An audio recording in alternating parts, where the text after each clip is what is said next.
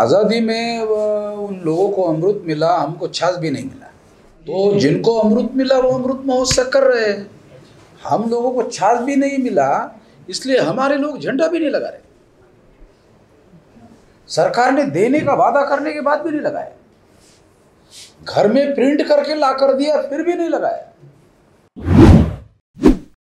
Supreme court ने एक आदमी पर विचार करने के लिए कहा गुजरात सरकार को, और गुजरात ने 11 लोगों पर विचार किया। हैरान करने वाली बात है। तो इसलिए अब मामला गया सुप्रीम कोर्ट, मामला चला गया तो सुप्रीम कोर्ट को उस पर उसकी वाइड स्प्रेड प्रतिक्रिया हुई, बहुत गंभीर प्रतिक्रिया हुई, और लोगों का न्याय व्यवस्था के ऊपर विश्वास ये प्रकरण से बहुत ज़्यादा ये हुआ।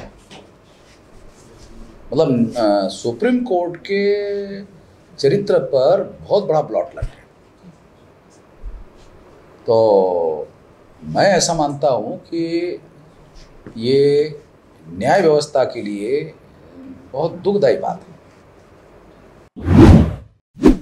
जैसे जैसे आरएसएस का सत्ता पर नियंत्रण बढ़ रहा है, वैसे वैसे अत्याचार बढ़ रहा है, क्योंकि आरएसएस जिस मौलिक व्यवस्था को मानता है वो वर्ण व्यवस्था, जाति व्यवस्था, अस्पृश्यता, आदिवासी का सेग्रीगेशन, महिलाओं की दास्ता, शूद्रत्व, पिछड़े वर्ग पर थोपना और घुमंतु जातियों को बहिष्कार करना, ये सारा ब्राह्मणी व्यवस्था का हिस्सा है। तो जैसे जैसे सत्ता पर आरएसएस का नियंत्रण बढ़ रहा है, वैसे वैसे ये घटना बढ़ रही है। तमाम प्रकार के धर्म को मानने वाले लोग हैं और संविधान ने इस बात को स्वीकार किया है। Irrespective of caste, creed and religion, citizenship का कॉन्सेप्ट डेवलप किया गया है और उनको सिटीजन माना गया, नागरिक माना गया है। वो किसी भी धर्म का, किसी भी कास्ट का, किसी भी वर्ण का, रंग का, प्लेस ऑफ बर्थ का, गरीब का, अमीर का, कोई भी हो सकता है। तो संविधान ने सिटीजनशिप का कॉन्सेप्ट माना है कि वो नागरिक है और हर नागरिक को सारे अधिकार माने, इरिस्पेक्टिव ऑफ कास्ट के रिलीजन। ये जब संविधान ने स्वीकार किया तो देश के समस्त लोगों को स्वीकार करके काम करना चाहिए। इसी ने भारत को एक बनाया। ये जो है, इसने भारत को एक बनाया। इसके विरोध में जो भी काम करेगा वो भारत की एकता और अखंडता को खतरे में डालेगा। जो लोग हिंदू मुसलमान की बातें कर रहे हैं वो दोबारा भारत का विभाजन करना चाहते हैं। अब इसके विरोध में ये सांप्रदायिक ध्रुवीकरण जिसको कहा जा रहा है, ये सांप्रदायिक ध्रुवीकरण नहीं है, धार्मिक ध्रुवीकरण है। ये धार्मिक ध्रुवीकरण हिंदू मुसलमान के नाम पर हो रहा है। ये भारत की एकता अखंडता के लिए खतरा ही है, समाज के लिए तो है ही है। क्योंकि लोग जो है इस लाइन पर जब सोचते हैं तो वो पहले उसको मुसलमान मानते हैं, फिर उसके बारे में सोचते हैं। उसको इंसान नहीं मानते, पहले मुसलमान मानते हैं। जैसे पहले उसको अछूत मानते थे, तो अछूत मानने के बाद सोचते थे, वही सिस्टम है। भारत में जो लोकतंत्र है, लोकतंत्र का मौलिक सिद्धांत अपोजिशन पार्टी होनी ही चाहिए, इस पर खड़ा है। तो अपोजिशन पार्टी होनी ही चाहिए, इस पर खड़ा है लोकतंत्र। तो विरोधी पार्टी की विचारधारा भी विरोधी हो सकती है, और उस विचारधारा को आपको, अगर उस विचारधारा को मानते नहीं है तो कम से कम आदर तो करना ही पड़ेगा, क्योंकि वो भी सरकार बना सकते हैं कल। मैं बीजेपी की विचारधारा से सहमत नहीं हूं, मगर उनकी सरकार है, कल हमारी भी सरकार हो सकती है। लोकतंत्र है, क्योंकि पॉलिटिकल मेजॉरिटी चेंजेबल होती है। ये पॉलिटिकल मेजॉरिटी है, ये कम्युनल मेजॉरिटी नहीं है। पॉलिटिकल मेजॉरिटी चेंज होती रहती है, ये लोकतंत्र का सिद्धांत है। बल्कि वो चेंज होना चाहिए, इसके लिए हम काम कर रहे हैं।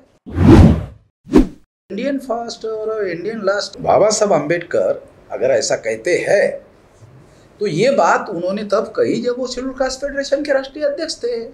अगर वो इंडियन फर्स्ट और इंडियन लास्ट है तो वो शेड्यूल कास्ट फेडरेशन के राष्ट्रीय अध्यक्ष हुए। तो राजनीतिक नेताओं को विचारधारा के तहत बयान देना पड़ता है कुछ समझ नहीं, क्योंकि ये जो स्टेटमेंट दे रहे थे तब वो बाबा Saheb Ambedkar schedule caste federation के नेशनल प्रेसिडेंट थे कि नहीं। दूसरे लोगों को समझ में नहीं आता जो मुझे समझ में आता है। पॉलिटिकल पार्टी के लोग हैं, वो उनके लिए जो सुविधाजनक बातें होती है उसके हिसाब से चुनाव क्षेत्र निर्धारित करते हैं, चुनाव प्रणाली निर्धारित करते हैं। जैसे पुणे में 4 कारपोरेटर का एक क्षेत्र बना रहे हैं, तो उससे क्या होता है, वो 4 कारपोरेटर में एक बस्ती शेड्यूल कास्ट की है।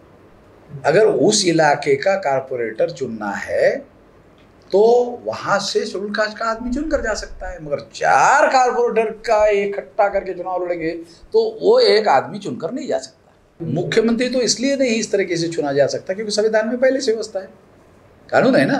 विधानसभा के चुनाव होंगे, बहुमत जिस एमएलए का होगा वो अपना नेता चुनेंगे, वो नेता ही मुख्यमंत्री होगा। ये बाकायदा संविधान में लिखा हुआ है।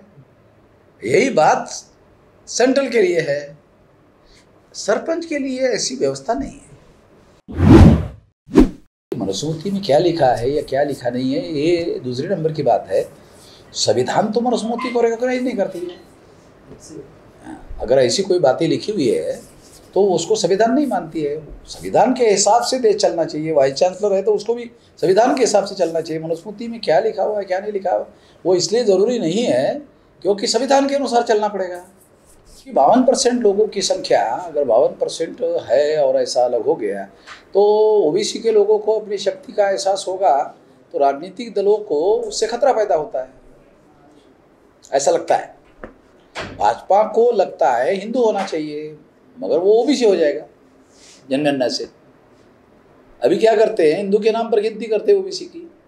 जब जातीय आधारित जब गिनती होगी तो ओबीसी के नाम पर होगी, वो हिंदू के नाम पर नहीं होगी। ये खतरा है।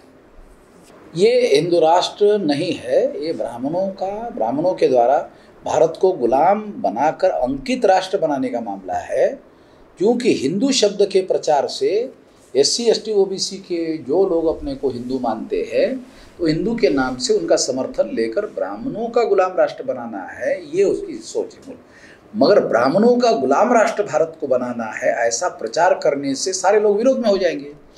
तो करना यही है मगर हिंदू के नाम पर करना यही है, ब्राह्मणों का गुलाम राष्ट्र ही बनाना है। मगर ऐसा कहने से सारे लोग विरोध में हो जाएंगे। हिंदू राष्ट्र के नाम से कहेंगे तो लोग साथ भी दे देंगे, उनका ही समर्थन लेकर उनको ही गुलाम बना देंगे। तरीका है ऐसे बनाया, प्रचार करने का हिंदू राष्ट्र का, काम करने का ब्राह्मणों के लिए। उनको क्या कहना चाहिए क्या नहीं कहना चाहिए तो लोकतंत्र के अनुसार उनको आर्टिकल 19 के तहत अधिकार है, वो अपनी बात कह सकते हैं। सामने वाले आदमी को वंदे मातरम कहना चाहिए, जबरदस्ती नहीं कर सकते, वो ऐसा कह सकते हैं। आपके पास टेलीफोन आएगा, उसने आपको कहा वंदे मातरम, आपने कहा जय भीम, तो आप उसको कुछ नहीं कर सकते, आपको वो कुछ नहीं कर सकता क्योंकि अभिव्यक्ति की आज़ादी उसी को भी है आपको भी है। संविधान की जो मौलिक व्यवस्था है उसके विरोध में षड्यंत्र है।